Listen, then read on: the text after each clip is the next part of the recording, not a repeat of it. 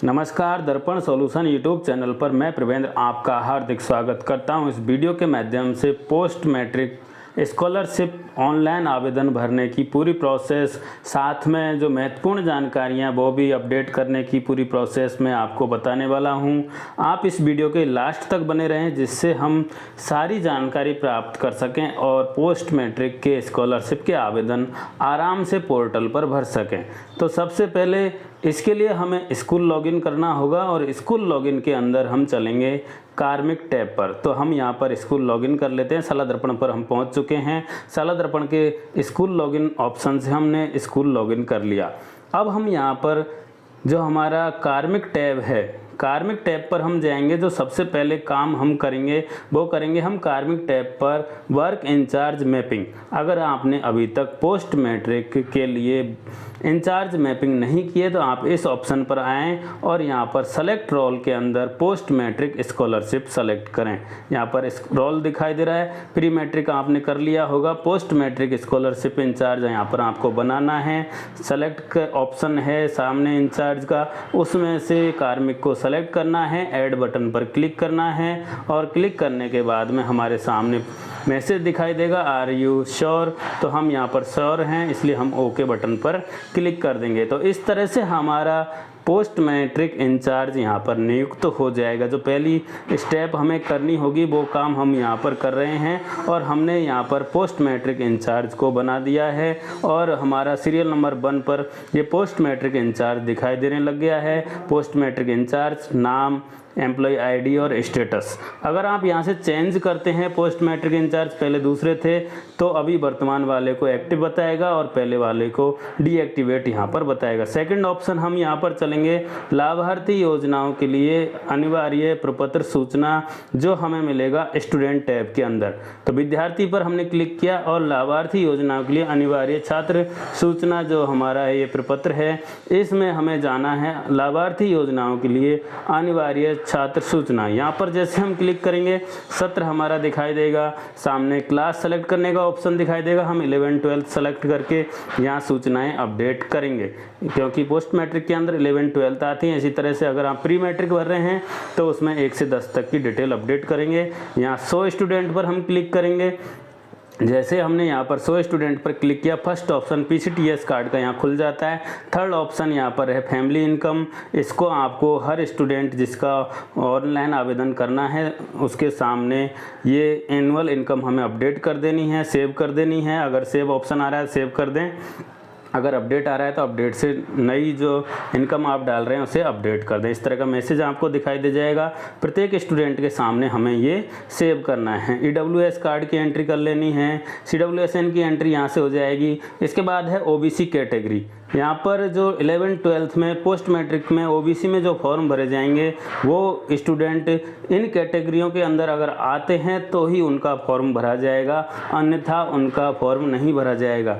इसके लिए आप जो विभाग द्वारा जारी हुआ है ऑर्डर, उस ऑर्डर का अध्ययन करें। सभी नियम और शर्त वहाँ से आप देखें।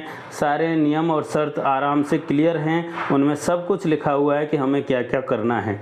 तो यहाँ पर हम ये जो लाभार्थी योजनाओं में सूचनाएं अपडेट करने का ऑप्शन है उसको कर चुके हैं। उसके बाद हम चलते हैं स्टूडेंट टैब के अंदर प्रपत्र 9। स्टूडेंट टैब के अंदर जैसे हम यहाँ पर खोलते हैं विद्यार्थी प्रविष्टि प्रपत्र 9 ऑप्शन आपको दिखाई देगा। इस पर हमें चलना है।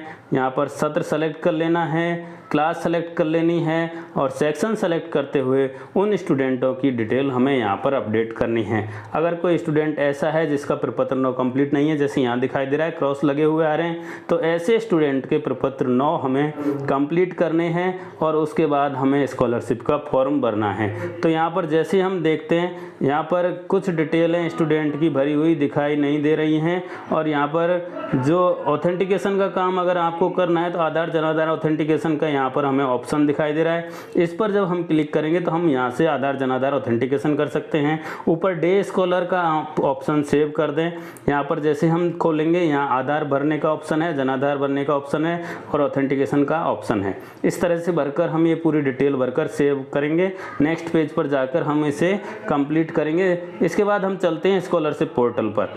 स्कॉलरशिप पोर्टल पर जैसे ही क्लिक करेंगे इस तरह का इंटरफेस दिखाई देगा और यहाँ पर हमें लिखा हुआ दिखाई देगा कि 1 अक्टूबर से हमारी जो पोस्ट मैट्रिक की स्कॉलरशिप है उसकी फॉर्म स्टार्ट हो गए हैं। लॉगिन बटन पर क्लिक किया, 2 ऑप्शन मिलते हैं, इंचार्ज लॉगिन पर क्लिक किया, हमने इंचार्ज बना लिया, इसलिए अब हम इंचार्ज लॉगिन आराम से कर पाएंगे। अगर आपने इंचार्ज नहीं बनाया है तो आपके इंचार्ज लॉगिन नहीं होगा, इसलिए आप यहाँ से लॉगिन करने से पहले इंचार्ज का नियुक्ति ज़रूर कर दें, फिर यहाँ पर इंचार्ज के लॉगिन से आराम से लॉगिन हो जाएगा।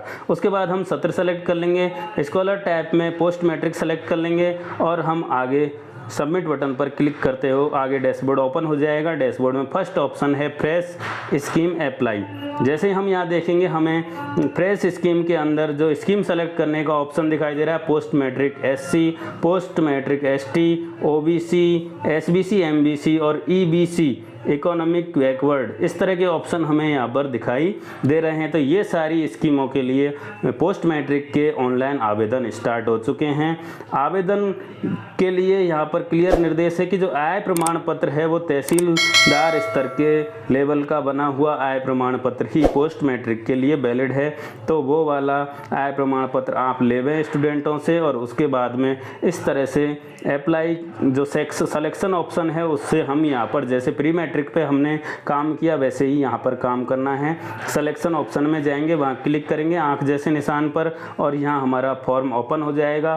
सभी के सामने आधार के सामने राइट होना चाहिए, जनाधार के सामने राइट होना चाहिए, अकाउंट के सामने राइट होना चाहिए, इनकम और डे स्कॉलर सबके सामने राइट होना चाहिए। जैसे हम यहाँ पर सिलेक्शन के अंदर आंख पर निशान पर क्लिक कर रहे हैं, एप्लीकेशन हमारा ओपन हो चुका है। आधार राइट आ रहा है, जनाधार राइट आ रहा है, अकाउंट राइट आ रहा है, पर्सनल जो डिटेल है जो डॉक्यूमेंटों की वहाँ भी राइट आ रहा है, उसके बाद फैमिली इनकम राइट आ रही है और डे स्कॉलर भी यहाँ पर राइट आ रहा है। तो इस तरह से हमें ये पूरा कंप्लीट फॉर्म दिखाई दे रहा है। अब इसे हम आराम से अप्लाई कर सकते हैं। ये फॉर्म हमारा अप्लाई हो जाएगा, हमने यहाँ पर क्लिक किया और जैसे ही क्लिक किया हमारे सामने आ जाएगा अप्लाई सक्सेसफुली, यानी कि हमारा जो फॉर्म है वो अप्लाई हो चुका है। पोस्ट मैट्रिक का ये फॉर्म है, 12th क्लास के स्टूडेंट का हमने यहाँ फॉर्म अप्लाई किया है, क्लास दिखाई दे रही है और यहाँ पर अप्लाइड ऑन 2 अक्टूबर 2022 हमें दिखाई दे रहा है। तो 2 अक्टूबर 2022 को हमने इसको अप्लाई कर दिया। फर्स्ट स्टेप हम कंप्लीट कर चुके हैं। अब सेकंड स्टेप हमारी है लॉक स्टूडेंट। इस तरह से हम सभी स्टूडेंटों को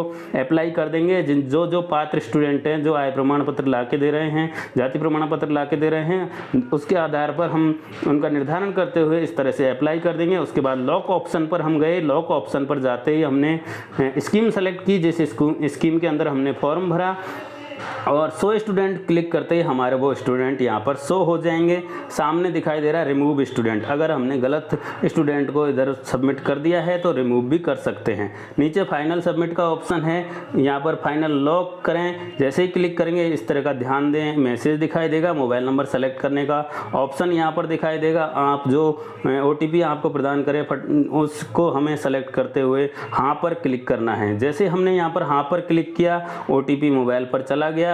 your OTP send to you scholarship प्रभारी मोबाइल, मतलब आपके जो स्कॉलरशिप प्रभारी हैं, सॉरी यहाँ पर शाला दर्पण प्रभारी जो आपके हैं वो उनके मोबाइल पर ये OTP चला गया है। तो इस तरह से हम OTP लेकर इसे यहाँ से सबमिट कर देंगे। हम चाहें तो एक एक स्टूडेंट को सबमिट कर सकते हैं, हम चाहें तो सारे स्टूडेंटों को एक साथ सबमिट कर दें। हम जब भी ये फॉर्म भरें उसी दिन इनको सबमिट कर दें तो ज़्यादा अच्छा रहेगा, बाद में आप इसे भूलें उससे पहले ही आप इसको सबमिट कर दें। तो सबमिट करने के बाद इस तरह से एक्शन के अंदर 2 ऑप्शन दिखाई दे देंगे, व्यू और अनलॉक। पहले हम व्यू देखते हैं। व्यू पर क्लिक करते ही हमारा भरा हुआ फॉर्म यहाँ पर हमें दिखाई देगा। लेफ्ट हैंड साइड में सबसे ऊपर प्रिंट का ऑप्शन दिखाई देगा, तो आप इस फॉर्म को यहाँ से प्रिंट कर लें और अपनी फाइल में लगा लें। नीचे क्लोज का ऑप्शन है, बंद कर सकते हैं। ऊपर हम इसको प्रिंट पर क्लिक करा और प्रिंट पर क्लिक करने के बाद में यह भरा हुआ फॉर्म हमारा यहाँ पर हमें प्राप्त हो जाएगा। इसकी आप प्रिंट कर लें और प्रिंट करके अपनी फाइल में लगा लें, क्योंकि आदेश में लिखा हुआ है कि हमें स्टूडेंट से ऑफलाइन आवेदन नहीं लेना है। तो हमारी सुविधा के लिए हम इसको प्रिंट करें और प्रिंट करने के बाद जो डॉक्यूमेंट स्टूडेंट से प्राप्त हुए उनके साथ में इस फॉर्म को हम अटैच कर लें। तो ये हमारा फॉर्म भरने का पूरा प्रोसेस हो गया, जिसमें स्टूडेंट की सारी डिटेल भरने और साथ में डिटेल भरने के बाद फॉर्म को सबमिट करने और लॉक करने की पूरी प्रोसेस यहाँ पर हो चुकी है। पहला ऑप्शन था फ्रेश स्कीम अप्लाई और दूसरा ऑप्शन था लॉक स्टूडेंट। तो हमने सेकंड ऑप्शन पर जाकर स्टूडेंट को लॉक कर दिया है। लॉक करने के बाद इस तरह से एक्शन के अंदर हमें दो चीज़ें दिखाई दे रही है।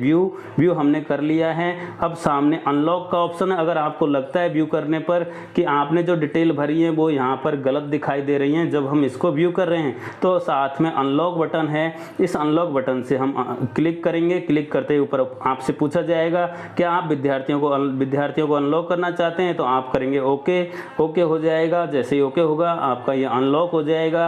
अनलॉक होने के बाद में अब हमें अगली स्टेप जो करनी है, यहाँ पर इसे क्लोज करेंगे। ये स्टूडेंट है, इसे यहाँ से हटाना होगा, तभी जाकर हम इसको एडिट कर पाएंगे। यहाँ से हमने इसको रिमूव किया। रिमूव करने के बाद में ये स्टूडेंट यहाँ से हट गया। अब वापस से हमें इसके लिए पूरी प्रोसेस करनी होगी। अगर आप इसकी आय में चेंज करना चाहते हैं तो प्रपत्र जो लाभार्थी योजनाओं वाला प्रपत्र है वहाँ से अपडेट करें, और डे स्केलर वगैरह की जो चेंज करना चाहते हैं तो उसमें प्रपत्र 9 में अपडेट करें। वहाँ से अपडेट करने के बाद में फिर आप यहाँ पर फ्रेश एप्लीकेशन अप्लाई पर आएंगे और वापस से सिलेक्शन के अंदर जो आँख का निशान आपको दिखाई दे रहा है उस पर क्लिक करेंगे। क्लिक करने के बाद में आपके सामने अपडेटेड फॉर्म आपको दिखाई देगा। स्टूडेंट की सारी डिटेल यहाँ पर चेक कर लें और उसके बाद में वापस से आप अप्लाई पर क्लिक करें।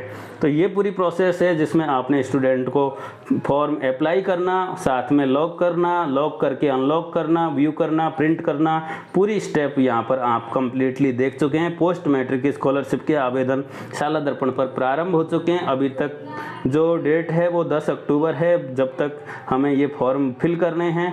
तो ये प्रोसेस आपने कंप्लीटली देख ली है। अब हम यहाँ पर एक और बात करते हैं। जिन स्टूडेंटों के हम प्रपत्र 9 में आधार जनाधार का ऑथेंटिकेशन कर रहे हैं, वहाँ पर कुछ भी एरर्स दिखाई नहीं दे रहा। कई स्टूडेंट ऐसे हैं जिनके हम प्रपत्र 9 ओपन कर रहे हैं, रजिस्टर पर क्लिक करते हुए जैसे हम क्लिक करेंगे तो वहाँ पर ऑथेंटिकेशन का कोई मैसेज दिखाई नहीं दे रहा, ना कोई एरर का मैसेज दिखाई दे रहा।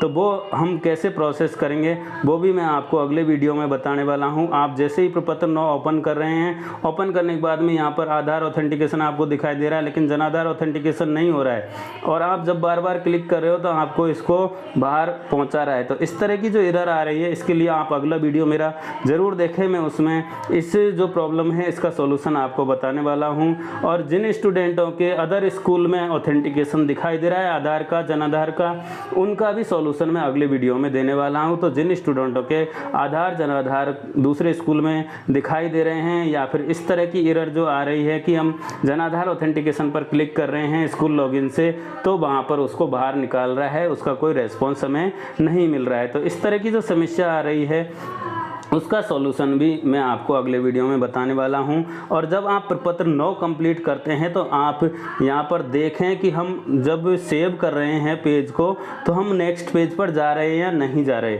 कई दोस्त इस तरह की जो साथी हैं जो सेव करते टाइम इसको देखते नहीं हैं और वहां से एक बार सेव एंड सब नेक्स्ट पर क्लिक करके अपने सोच लेते हैं कि हो गया।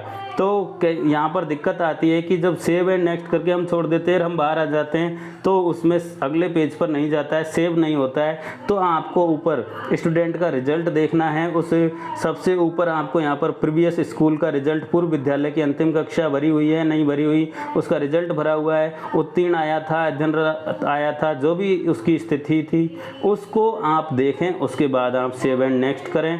इस तरह से आपको सभी स्टूडेंटों के प्रपत्र 9 कंप्लीट करने होंगे और उसके बाद में आपके जो डे स्कॉलर वाली समस्या है उसका समाधान यहाँ से हो जाएगा। आप इस तरह से पूर्व कक्षा की एंट्री देख लें, अध्ययनरत आया था, उत्तीर्ण आया था, वो देख लें, अपडेट कर दें। साथ में आप जनाधार आधार ऑथेंटिकेशन करना चाहते हैं तो उसको भी देख लें और उसके बाद में आप रिलीजन या धर्म सेलेक्ट करते हुए आगे सेव एंड नेक्स्ट पर क्लिक करें।